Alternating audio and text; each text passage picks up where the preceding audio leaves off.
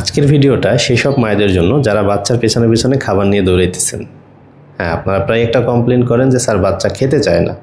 এই যে খেতে চায় না, তো এই জন্য কী করেন, আপনারা বিভিন্ন জায়গায় ডাক্তার দেখান এবং অনেক ধরনের ভিটামিন খাওয়ান। তো এসে বলেন যে কয়দিন ঔষধ খাচ্ছে, একটু খায়, এরপরে আর খেতে চায় না, ঔষধ বন্ধ করলেও আর খেতে চায় না। অনেকের তো ঔষধেও কাজ করে না। সো আমাদের কাছে কোনো ন্যাচারাল সলিউশন আছে কি না, কোনো ভেষজ আছে কি না ঔষধ যেটার মাধ্যমে বাচ্চা গপ গপ করে খাবে। সো এখানে দুইটা কনসেপ্ট আছে, একটু ভালোভাবে বুঝবেন মায়েরা। প্রথমত হচ্ছে, আপনি কিন্তু ছোটোবেলাতেই বাচ্চাকে ঔষধের উপরে নির্ভরশীল করে ফেলতেছেন।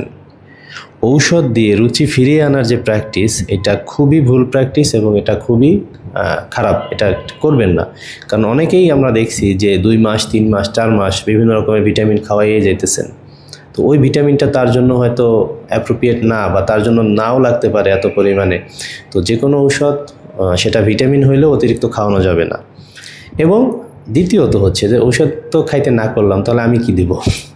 হ্যাঁ দর্শক, ন্যাচারাল মেডিসিনে বা ভেষজে এমন কিছু ঔষধ রয়েছে যেগুলো আপনার বাচ্চার গাট হেলথ ইমপ্রুভ করবে, তার ডাইজেশন, তার ডেফিকেশন, তার যে প্রপার পরিপাক যে সিস্টেমটা, এটা খুব বেটার করবে, আরও বেশি ইমপ্রুভ করবে। ফলে কি হবে, বাচ্চার খাওয়ার প্রতি আগ্রহ তৈরি হবে। সো আপনি এই মেকানিজমে অবশ্যই আমাদের বেশ কিছু ভালো ঔষধ রয়েছে, সেটা গ্রহণ করতে পারেন। সো আপনারা অবশ্যই আপনার বাচ্চাকে নিয়ে আসুন, বাচ্চার আরও আনুষঙ্গিক দিকগুলো দেখে অবজার্ভ করে বুঝে তারপরে হচ্ছে ঔষধ সাজেস্ট করতে হবে।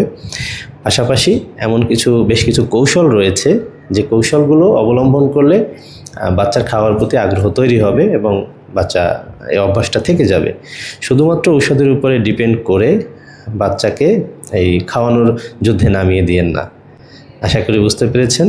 সো ভিডিওটা শেয়ার দিন, ভালো থাকবেন, বেঁচে থাকলে দেখা হবে। আল্লাহ হাফেজ।